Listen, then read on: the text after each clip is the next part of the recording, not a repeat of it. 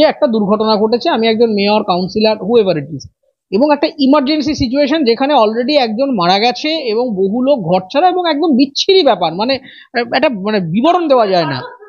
এবার আমাকে কেউ ফোন করে ডেকেছে, আমি তো যে অবস্থায় থাকবো পারলে পরে পাজামা পাঞ্জাবি পরে দৌড়ে চলে যাবো যে অবস্থায় আছি, যে কি সিচুয়েশন। তাহলে নিশ্চয়ই খুব ব্যস্ততার সাথে সেখানে মেয়র সাহেব গেছেন, খুব দ্রুততার সাথে গেছেন।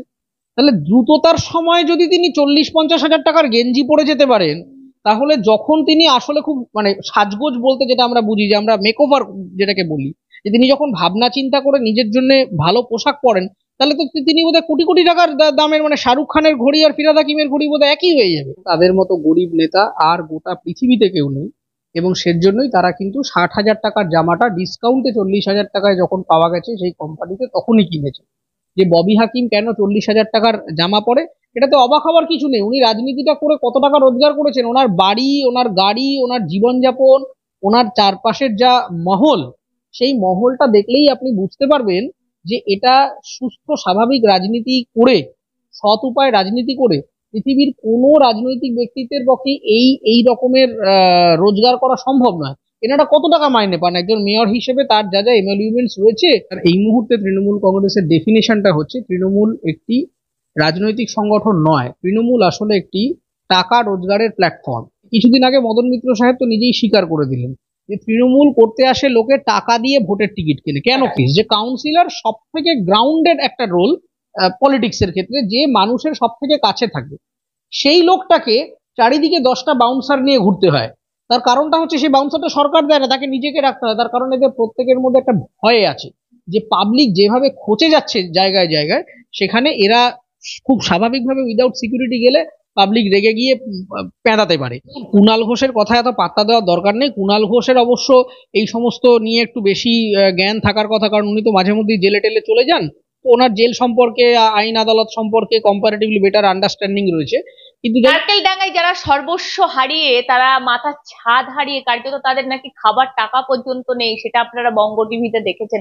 তারা কাঁদছেন। সেখানে ফিরাদ হাকিম 40,000 টাকা দামের একটা টি শার্ট পরে পৌঁছে গেলেন। বলছে বিষয়টা কে কি পরবে, কে কি খাবে সেটা না, কিন্তু যখন সর্বশান্ত হয়ে তারা কাঁদছেন, অসহায় পথে বসেছেন, তখন এত লাইভিস লাইফ এই মুহূর্তে দাঁড়িয়ে এত একটা দামি টি শার্ট, যেটা মিডিয়াতে এবং সোশ্যাল মিডিয়াতে এখন চর্চার বিষয় হয়ে দাঁড়িয়েছে। আমার সঙ্গে রয়েছেন অরিত্র দত্ত বণিক, কথা বলবো। তো অরিত্র, কিভাবে দেখছো বিষয়টা? দেখুন, প্রথমেই আমি আপনার বক্তব্যের তীব্র প্রতিবাদ জানাচ্ছি। আপনি একজন গরিব জননেতার সম্পর্কে অপপ্রচার করছেন। তার কারণ ওই শার্টটির দাম অন্তত 60-70 হাজার টাকা, সেটা ডিসকাউন্টে 40,000 টাকা উনি কিনেছেন। ওনার পয়সা নেই বলেই উনি ডিসকাউন্টে কিনেছেন, উনি খুব গরিব মানুষ। আপনি অকারণ আপনার তৃণমূল বিদ্বেষ আপনি করবেন না। এই বাংলায় যত জনমুখী জনদরদি নেতারা রয়েছেন তারা সকলেই তৃণমূল কংগ্রেসে রয়েছেন, এবং তাদের মতো গরিব নেতা আর গোটা পৃথিবীতে কেউ নেই। এবং সেজন্যই তারা কিন্তু 60,000 টাকার জামাটা ডিসকাউন্টে 40,000 টাকায় যখন পাওয়া গেছে সেই কোম্পানিতে তখনই কিনেছে। তো ফলে এটার মধ্যে আমি ভুল কিছু দেখছি না, এবং এটাতে আমি অবাকও হচ্ছি না। তার কারণ তৃণমূল কংগ্রেস, এটার এই মুহূর্তে তৃণমূল কংগ্রেসের ডেফিনেশনটা হচ্ছে, তৃণমূল একটি রাজনৈতিক সংগঠন নয়, তৃণমূল আসলে একটি টাকা রোজগারের প্ল্যাটফর্ম। আপনি তৃণমূল কংগ্রেসের কোনো নেতাকে আপনি জিজ্ঞেস করলে তারা কেউ ক্লারিফাই করে বলতে পারবে না যে তারা আসলে রাজনীতিতে কি চায়, কি দেখতে চায়। আপনি যদি কোনো বাম নেতাকে জিজ্ঞাসা করেন, সে হয়তো বলবে যে আমি সকলের সমান অধিকারের কথা বলছি, সকলের সমান অপরচুনিটির কথা বলছি, সম্পদের সমবন্টন বা ইনইকুয়ালিটি নিয়ে আমি কথা বলছি। আপনি যদি বিজেপির কোনো নেতার সাথে কথা বলেন, সে বলবে আমি হিন্দু সংরক্ষণের জন্য কথা বলছি। আপনি যদি আইএসএফ এর কোনো নেতার সাথে কথা বলেন, সে বলবে যে আমি হিন্দু মুসলমান ঐক্যের কথা বলছি, সেকুলারিজমের কথা বলছি। আপনি কংগ্রেসের কাউকে যদি বলতে যান, তাহলে সে সোশ্যাল ওয়েলফেয়ার, ইকোনমিক্স এবং হচ্ছে গিয়ে গান্ধিয়ান পলিটিক্স নিয়ে কথা বলবে। আপনি আবার যদি কোনো ইয়েতে মানে আম্বেদকারিয়ান কোনো পার্টিতে যান, তাহলে সেখানে কাস্ট পলিটিক্স নিয়ে কথা হবে, যে কাস্ট সিস্টেমটা অ্যাবলিশ করো। আপনি যদি কোনো ইসলাম সম্প্রদায়ের মানুষদের রিপ্রেজেন্টেটিভ কোনো পার্টিতে যান, তাহলে সে আল্লাহর কথা বলবে, যে সে ধর্ম প্রচারের রাজনীতি করছে। প্রত্যেকটা মানুষের একটা রাজনৈতিক দর্শন আছে। এবার তার পক্ষে যুক্তি থাকতে পারে, বিপক্ষে যুক্তি থাকতে পারে। পৃথিবীতে কোনো কিছু 100% সঠিক হয় না। একমাত্র দল আমি দেখেছি তৃণমূল কংগ্রেস, সেখানকার কোনো নেতা আমলা মন্ত্রী কাউকেই আপনি জিজ্ঞাসা করে ঠিক বুঝতে পারবেন না তাদের আদর্শটা কি। সব কথা বললেই বলবে যে আমরা মানুষের উন্নয়নের কথা বলছি, মমতা বন্দ্যোপাধ্যায় জিন্দাবাদ, অভিষেক বন্দ্যোপাধ্যায় জিন্দাবাদ, এইটাই তাদের রাজনৈতিক স্লোগান। তাদের কোনো ভিশন নেই। আপনাকে কোনো তৃণমূলের নেতা কনস্ট্রাকটিভ ভাবে বলতে পারবে না যে সে তার এলাকাটাকে, বাংলা বৃহত্তর বাংলা টাংলা ছেড়ে দিন, তার এলাকায় কোনো একটা এলাকার কাউন্সিলরকে বললেন যে আপনার এলাকাটাকে আপনি আগামী 5 বছরে কিভাবে দেখছেন, যে আপনি এখানে মানে এখানকার যে এলাকার সমস্যা, ধরুন ওয়েস্ট ম্যানেজমেন্টের সমস্যা, ল্যান্ড রিফর্ম সংক্রান্ত সমস্যা বা মিউনিসিপাল প্রবলেমগুলোকে কিভাবে অ্যাড্রেস করবেন, হকার ইস্যুসটাকে কিভাবে অ্যাড্রেস করবেন, এরকম 10টা পয়েন্টে যদি আপনি জিজ্ঞাসা করেন একটা উত্তরও তারা দিতে পারবে না। তার কারণ তৃণমূল করতে আসার পেছনে কিছুদিন আগে মদন মিত্র সাহেব তো নিজেই স্বীকার করে দিলেন যে তৃণমূল করতে আসে লোকে টাকা দিয়ে ভোটের টিকিট কেনে। কেন কিনবে? একটা দল একটা এফিসিয়েন্ট যদি মনে করে যে এই লোকটা রিপ্রেজেন্ট করতে পারে, লিডারশিপ কোয়ালিটি আছে, তাহলে দল তাকে নমিনেট করবে, তার ক্যাপাসিটি থাকলে মানুষ তাকে ভোট দেবে, ভোটে জিতবে অথবা হারবে, যদি জিতে যায় তাহলে ক্ষমতায় থাকবে। টিকিটের প্রতি এত লোভ থাকার কারণই হচ্ছে এখন এখানে এমন একটা ফ্র্যাঞ্চাইজি পলিটিক্স তৈরি হয়েছে যেখানে এর মূল এজেন্ডাটা হচ্ছে যে কোনো রকম ভাবে আমাকে একটা পজিশন, একটা চেয়ারে বসতে হবে। সেটা হতে পারে পঞ্চায়েত প্রধান, সেটা হতে পারে কোনো জেলা পরিষদ, হতে পারে কোনো মিউনিসিপ্যালিটি, কোনো কাউন্সিলর, কিংবা মানে এমএলএ এমপি হলে তো ছেড়েই দিন, মানে সেটা তো একেবারে লটারি টিকিট পাওয়ার মতো ব্যাপার। তো কোনো রকমে যদি নিদেন পক্ষে একটা কাউন্সিলরও হয়ে যেতে পারি, মাসে 5 থেকে 10 লক্ষ টাকা তোলাবাজি করে রোজগার করা একজন কাউন্সিলরের কাছে কোনো ব্যাপারই না। এটা আমি আপনাকে সব থেকে গরিব কাউন্সিলরের ডেটাটা দিচ্ছি, যে মানে কিছুই করে উঠতে পারে না, সে 5 থেকে 10 লক্ষ টাকা তোলা তুলতে পারে। আর যারা একটু এফিসিয়েন্ট কাউন্সিলর, হ্যাঁ হ্যাঁ, এটা কম বলছি আপনাকে, আপনি কাউন্সিলরদের বাড়ি টাড়িগুলো দেখুন না, যে তারা কোনো ব্যবসা করে না, চাকরি করে না, অন্য কোনো কিছুই করে না। এদিকে তাদের মানে তারা যখন কাউন্সিলর হয়ে আসছে তখন সেই লোকটা সাইকেল চড়তো, কাউন্সিলর হওয়ার 1-2 বছরের মধ্যে সেই লোকটা একটা স্করপিও কিনে ফেলছে, বছরে একবার করে বিদেশ ট্রিপে যাচ্ছে। টাকাটা কোথা থেকে আসছে? কাউন্সিলরদের এত মাইনে হয়? তাহলে তো মানে সারা, হ্যাঁ মানে তাহলে তার এই যে স্করপিও রাখা, তার সাথে এত দলবল আসে, কেউ কেউ আবার নিজের পার্সোনাল বাউন্সার রাখতে হয়, কারণ পাবলিক প্যাদানি দেবে এরকম একটা ভয় থাকে কাউন্সিলরদের। তো সেই জন্য কাউন্সিলর হচ্ছে সব থেকে একটা পলিটিক্যাল সিস্টেমের মধ্যে জনগণের সব থেকে কাছের লোক। আমার কিছু হলে সবার আগে ফোনটা আমি থানাতে না করলে আমি কাউন্সিলরকে করব, যে আপনি আগে আসুন, তারপর সে ফেল করলে আমি তারপর থানার সহযোগিতা। এটা জেনারেল প্র্যাকটিস যে কাউন্সিলর সব থেকে গ্রাউন্ডেড একটা রোল পলিটিক্সের ক্ষেত্রে, যে মানুষের সব থেকে কাছে থাকে, সেই লোকটাকে চারিদিকে 10টা বাউন্সার নিয়ে ঘুরতে হয়। তার কারণটা হচ্ছে সেই বাউন্সারটা সরকার দেয় না, তাকে নিজেকে রাখতে হয়। তার কারণ এদের প্রত্যেকের মধ্যে একটা ভয় আছে যে পাবলিক যেভাবে খচে যাচ্ছে জায়গায় জায়গায়, সেখানে এরা খুব স্বাভাবিকভাবে উইদাউট সিকিউরিটি গেলে পাবলিক রেগে গিয়ে পেঁদাতে পারে। সেজন্য এবার এবার সেই কারণে মানে মানুষ কেন দিচ্ছে আপনাকে বুঝতে হবে, তার কারণ মানুষ ক্ষিপ্ত হয়ে গেছে দীর্ঘদিন ধরে। মানে দ্বিচারিতা এবং দুর্নীতিটা রাজনীতির একটা পার্ট, এটা আমরা সকলেই জানি, কিন্তু এটা যেন এক্সট্রিম লেভেলে পৌঁছে গেছে। মানে একটা মানুষ রাজনীতি করে, সে তার নিজস্ব চেয়ারের দায়বদ্ধতা কিছুই পালন করে না, শুধুমাত্র মিথ্যা কথা বলে। রাজনীতিবিদদের মিথ্যা কথা বলাটা তাদের একটা কমিউনিকেশন স্কিলের অংশ, আমরা সকলেই জানি, কিন্তু এ তো মিথ্যা কথার বাইরে আর কিছু দেখতে পাচ্ছি না। সকালে যা বলছে বিকেলে সেই কথাটাকে ঘুরিয়ে দিচ্ছে। কেউ সরকারের বিপক্ষে কথা বললে তাকে চাকরি থেকে ট্রান্সফার করে দিচ্ছে, না হলে তার ব্যবসা বন্ধ করে দিচ্ছে, না হলে কোনো থিয়েটার কর্মী, লেখক, ফিল্ম অভিনেতা তার যাতে সে কাজ না পায় সেই বন্দোবস্ত করছে। কিন্তু অদ্ভুত হিটলারি শাসন শুরু হয়েছে এখন পশ্চিমবঙ্গে, এবং হচ্ছে যে এতদিন আমরা জানতাম যে সেটা একটা আন্ডার কারেন্টে চলে, যে সরকার বিরোধী কথা বললে ওকে ডাকা হয় না, এটা এতদিন একটা বিলো দ্য টেবিল ছিল। এখন এটা একেবারে সারফেস হয়ে গেছে। এখন কুণাল ঘোষ সন্ধ্যেবেলা সাংবাদিক সম্মেলন করে মুখের ওপরে বলছে যে মমতা বন্দ্যোপাধ্যায়ের বিরুদ্ধে কথা বললে আমরা ডিসাইড করব যে কোন মঞ্চের অনুষ্ঠানে কোন আবৃত্তি শিল্পী, কোন নৃত্যশিল্পী আসবে। কুণাল ঘোষের এত বড় ক্ষমতা হলো কি করে যে একটা কোন অনুষ্ঠানে আপনি আপনার পাড়ার ক্লাবের কোনো প্রোগ্রামে আপনি কোন আর্টিস্টকে ডাকবেন, সেটা তো ক্লাব অথরিটি ডিসাইড করবে, সেটা তৃণমূল ডিসাইড করার কি? এই যে এবং এবং এটা নিয়ে তাদের কোনো রিপেন্ট নেই যে না এটা আমি আবেগপ্রবণ হয়ে বলে ফেলেছি। তারা মাঝে মধ্যেই লেখে বিভিন্ন মানে যে হ্যাঁ ক্যান্সেল কালচার শুরু হয়েছে, যে আপনি সমালোচনা করলে আপনাকে চাকরিতে হ্যারাস করা হবে, আপনি সমালোচনা করলে আপনাকে কাজের জায়গা থেকে সরিয়ে দেওয়া হবে। তার কারণটা হচ্ছে এই গভর্নমেন্টটা কমপ্লিটলি ইনসিকিউর একটি গভর্নমেন্ট। এই গভর্নমেন্টের নিজের প্রতি কোনো আস্থা নেই। এ সবসময় নিজের যে ব্যুরোক্রেটিক কাঠামোটা রয়েছে, এদের যে পুলিশ আমলা, এই যে প্রশাসনের যে সিস্টেমটা রয়েছে, এদেরকে ব্যবহার করে সরকারটা টিকে আছে। আপনি কিছু একটা বলতে যাচ্ছেন, আপনাকে বন্দুকের ভয় দেখিয়ে, আইনের ভয় দেখিয়ে আপনাকে ঘরের মধ্যে ঢুকিয়ে রাখা হচ্ছে।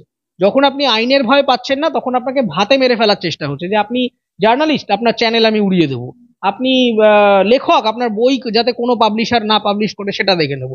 আপনি ফিল্ম স্টার, ফিল্মে অভিনয় করেন, আপনার যাতে কোনো ছবিতে আপনাকে না নেওয়া হয় সেই বন্দোবস্ত করবো। আপনি একজন নৃত্যশিল্পী, যাতে কোনো প্রোগ্রামে আপনাকে নাচের অনুষ্ঠানে না ডাকা হয়, আমি সেই ব্যবস্থা করব। ফলে প্রথমে এরা এতদিন এদের আমলাতন্ত্র এবং লাঠি এবং বন্দুক দিয়ে মানুষকে ভয় দেখাচ্ছিল। এখন মানুষ যখন সেই ভয়টা পাচ্ছে না, তখন এরা আরো একটা ভিন্ডিকটিভ এজেন্ডা নিয়েছে, যে মানুষের জীবিকা বা প্রফেশনে কিভাবে আমি তাকে বিড়ম্বনায় ফেলতে পারি। সেই, হ্যাঁ, মানে এই যে ভাতে মারার যে একটা অদ্ভুত এজেন্ডা নিয়েছে, সেই কারণে এই ব্যাপারটা শুরু হয়েছে। আর আপনি যে প্রশ্নটা দিয়ে শুরু করলেন, যে ববি হাকিম কেন 40,000 টাকার জামা পরে, এটাতে অবাক হওয়ার কিছু নেই। উনি রাজনীতিটা করে কত টাকা রোজগার করেছেন, ওনার বাড়ি, ওনার গাড়ি, ওনার জীবনযাপন, ওনার চারপাশের যা মহল, সেই মহলটা দেখলেই আপনি বুঝতে পারবেন যে এটা সুস্থ স্বাভাবিক রাজনীতি করে, সৎ উপায়ে রাজনীতি করে পৃথিবীর কোনো রাজনৈতিক ব্যক্তিত্বের পক্ষে এই এই রকমের রোজগার করা সম্ভব নয়। এনারা কত টাকা মাইনে পান একজন মেয়র হিসেবে, তার যা যা এমলিউমেন্টস রয়েছে, আর তিনি যেভাবে জীবনযাপন করেন। আপনি একটা সিম্পল কথা ভেবে দেখুন, মানে মানে এদের এই এই বড়লোকি যে জীবনযাপনটা, এই জীবনযাপনটা এদের সাথে এত সম্পৃক্ত হয়ে গেছে।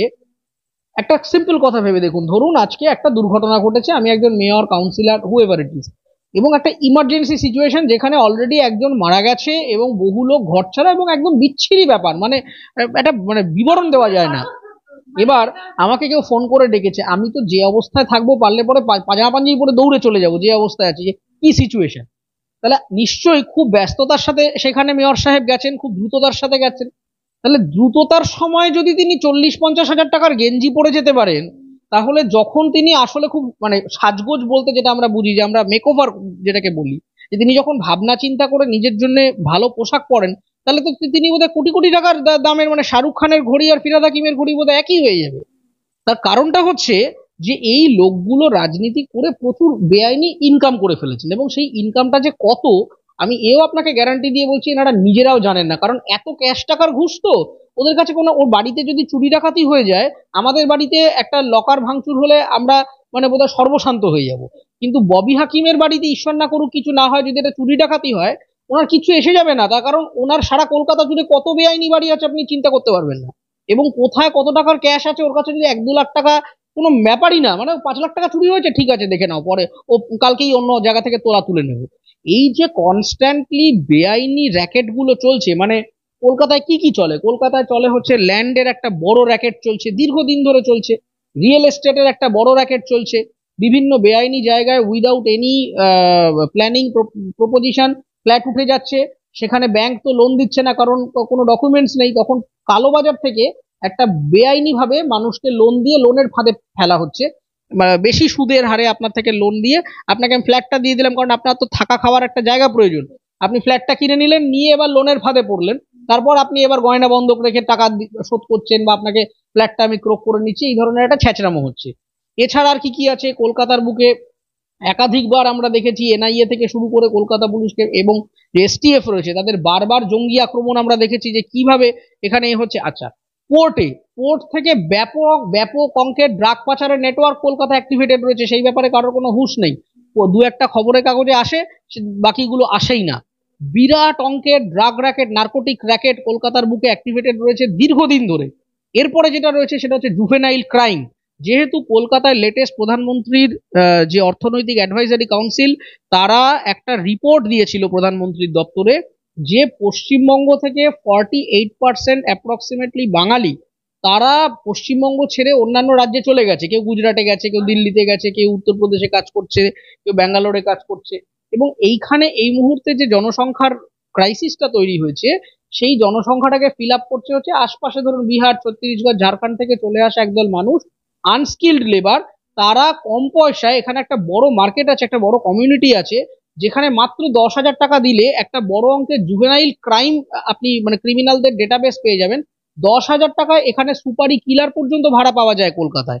এর আগে আমরা একের পর এক আমরা শুট আউট দেখছি, একের পর এক আমরা জুভেনাইল ক্রাইম দেখছি, এবং এরা আপনি যদি ঘুরিয়ে ফিরিয়ে দেখেন, সবই বিহার থেকে আসছে, সবই ওই ছত্তিশগড় থেকে, ঝাড়খণ্ড থেকে আসছে, এসে এখানে একটা মানুষের জীবনের দাম হয়ে গেছে এখন 10,000 টাকা। আপনি কারোর উপর রাগ হয়েছে, পলিটিক্যাল ভেন্ডেটা আছে, আপনি একটা জুভেনাইল ক্রিমিনালকে ডাকুন, ডেকে একটা হাতে বন্দুক ধরিয়ে দিন, দিয়ে বলুন যে 10,000 টাকা 15,000 টাকা দিচ্ছি, তোমাকে ওকে গুলি করে মারতে হবে, মেরে দেবে। তৃণমূলের নিজের কাউন্সিলরের উপরে কসবায় হামলা হয়েছে।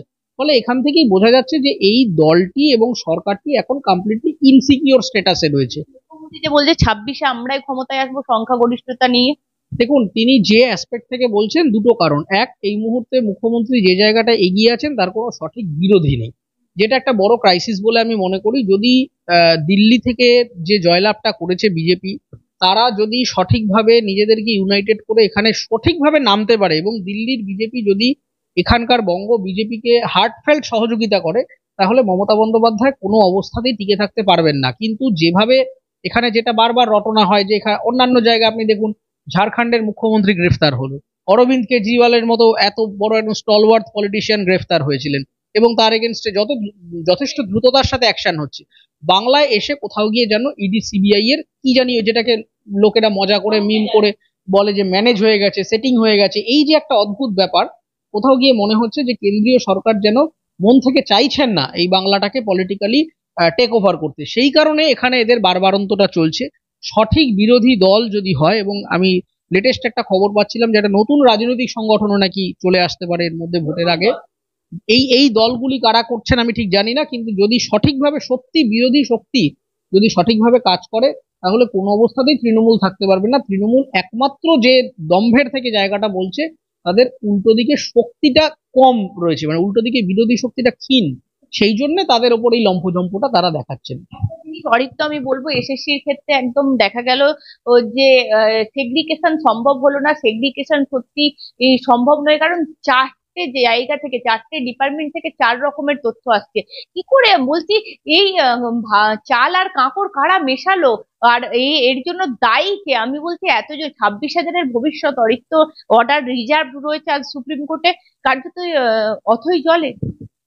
দেখুন, এইটা একটা রাজনৈতিক ভাবে এই মামলাগুলিকে একটু মানে ডিলে করানো হচ্ছে বলে আমি যতটুকু আন্দাজ করতে পারছি। তার কারণ এই যে স্ক্রুটিনির কথাটা বলছেন, আমার প্রশ্নটা হচ্ছে এটা সিবিআই কে ম্যাটারটা দেওয়া হয়েছে, এসএসসি নিজে এই ম্যাটারটা, মানে তারা তো নিজে একটা স্টেক হোল্ডার।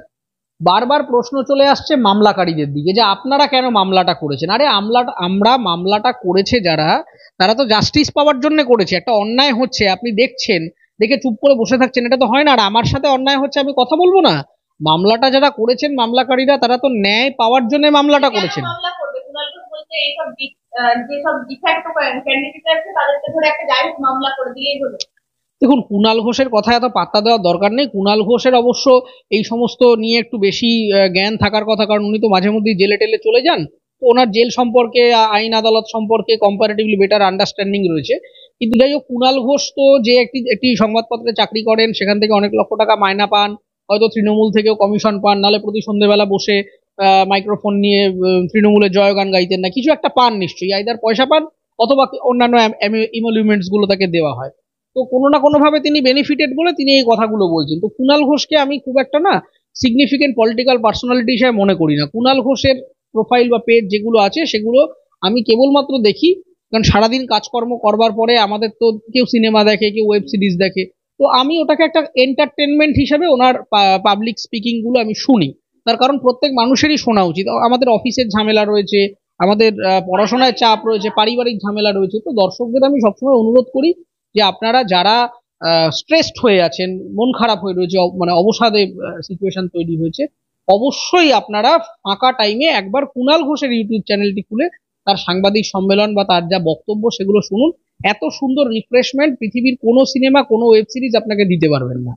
তো সেই কারণে আমি কুণাল ঘোষকে একজন ভালো কন্টেন্ট ক্রিয়েটার হিসেবেই মানি, তাকে পলিটিশিয়ান হিসেবে খুব একটা আমি অ্যাকসেপ্ট করি না। দ্বিতীয় কথাটা হচ্ছে, হ্যাঁ, এবার দ্বিতীয় কথাটা হচ্ছে এসএসসির বিষয়। এসএসসির বিষয়টা হচ্ছে এখানে সিবিআই এবং কমিশন যারা রয়েছে, তারা এতদিন বাইরে বলছিল যে আমাদের কাছে সব ডেটা আছে, আমরা সব সেগ্রিগেট করে দিতে পারবো, সমস্ত কিছু পারবো। তাহলে প্রত্যেকদিন মামলার হিয়ারিং এ গিয়ে তারা কেন এরকম ভাবে হাত তুলে নিচ্ছে যে আমরা করতে পারছি না? তার মানে এখানে সিবিআই যেরকম রেসপন্সিবল, একই রকম ভাবে কমিশন ইকুয়ালি রেসপন্সিবল।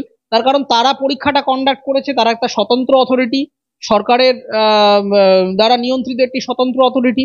ফলে তাদের 100% এখানে ক্ষমতা রয়েছে এবং তাদের দায়বদ্ধতা রয়েছে। তারা যদি মনে করে, তারা কিন্তু 7 দিন সময় নিয়ে এই পুরো রেকর্ডটা সুপ্রিম কোর্টের কাছে উপস্থাপনা করতে। দেখুন, আমি বিশ্বাস করি যে কিছু নষ্ট করেনি, এটা চেপে রেখেছে, এটা ইচ্ছা করে চেপে রেখেছে। তার কারণ এই ধরনের জায়গায় যতই ঘাপলা হোক না কেন, একটা ব্যাকআপ রেকর্ড সবসময় এই ধরনের এজেন্সিগুলির কাছে, মানে এই কমিশনগুলির কাছে থাকে। কিন্তু আনফর্চুনেট ম্যাটারটা হচ্ছে যে এরা এইটা বাইরে আনছে না। অবশ্যই তাদের কাছে রেকর্ড আছে, নাহলে তারা বাইরে এত কনফিডেন্সের সাথে বলছে কেন আমরা এই বলে দিতে পারি, এই বলে দিতে পারি। কিন্তু তারা এই বাকি লোকগুলির সাথে, যারা যোগ্য প্রার্থী, যারা বছরের পর বছর বসে ওখানে লড়াই করছেন, তাদের সাথে বিশ্বাসঘাতকতা করছেন এবং এইটাকে নিয়ে বেসিক্যালি সময় নষ্ট করছেন। এইটা 7 দিনের মধ্যে আমি আপনাকে গ্যারান্টি দিয়ে বলছি, যদি কমিশন অনেস্টলি কাজ করতো এবং সিবিআই যদি তার মতো করে মানে ম্যাক্সিমাম পাওয়ার এনফোর্স করতো, তাহলে 7 দিনের মধ্যে এই সেগ্রিগেশন করে দেওয়া সম্ভব, যদি ডেটাটা থেকে থাকে। এবার যদি ডেটা না থেকে থাকে, ডেটা প্রকাশ না করে, তাহলে আমার কিছু বলার নেই। কিন্তু এই ব্যাপারে শিক্ষা দপ্তর অ্যাবসলিউটলি দায়ী। তার কারণ এইটা তাদের দায়বদ্ধতা, একটা স্বতন্ত্র অথরিটি অপারেট করছে এবং একজন মুখ্যমন্ত্রী তিনি সুপার নিউমেরারি পোস্ট তৈরি করে লোকজনকে ঢুকিয়ে দিচ্ছেন ক্যাবিনেট থেকে। এখানে আমাদের মাথায় রাখতে হবে, সংবিধানে কালেকটিভ রেসপন্সিবিলিটির কথা বলা হয়েছে।